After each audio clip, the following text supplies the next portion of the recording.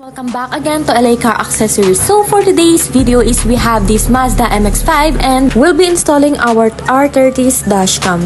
So in this video is makikita natin yung installation process kung paano siya ginagawa ng mga professional installers natin. So this rear view mirror dashcam is a very practical upgrade for your vehicle. This replaces your stock rear view mirror but at the same time it functions as a front and rear recording camera, giving you extra safety and protection while driving. So it records 4K resolution for the front camera and 1080p for the rear camera, so you can get very clear and detailed footage. You know what guys, this is very important especially in case of accidents or road incidents because clear recordings can help serve as evidence when needed. Another great feature is that it has phone application accessibility. You can easily connect it to your phone where you can view, save or delete recordings anytime. It also has a built-in parking guide when you are on reverse, which helps you park your vehicle more safely and accurately. And when it comes to storage, this supports up to 128GB, giving you more space to store your driving recordings. That's why having a dashcam like this is very important nowadays. It helps protect you from false claims, record unexpected incidents on the road,